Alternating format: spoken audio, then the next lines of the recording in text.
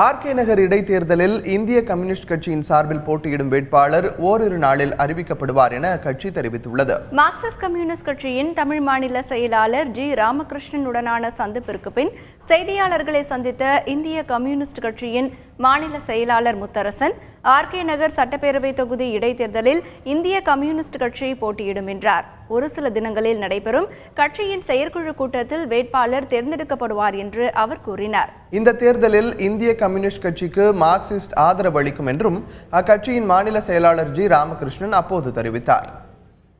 வேட்பாளர் குறித்து தோழர் ராமகிருஷ்ணன் அவர்கள் குறிப்பிட்டதைப் போல ஒரு சில தினங்களில் முடிவெடுத்து உங்கள் அனைவரையும் அழைத்து நாங்கள் 2 கட்சிகளுமாக சேர்ந்து வேட்பாளரை உங்களிடத்திலே அறிமுகப்படுத்தி அறிவிப்போம் என்பதை மகிழ்ச்சியோடு தெரிவித்துக் கொள்கிறேன். மக்களை பாதிக்கக்கூடிய நவீன தாராளமய பொருளாதார கொள்கை எதிர்ப்பு,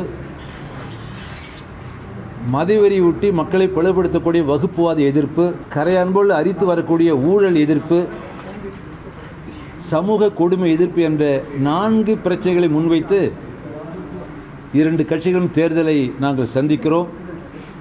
வேட்பாளர் முடிவு செய்த பிறகு எங்களுடைய தேர்தல் வைத்து எங்கள் பணிகளை துவக்குவோம்.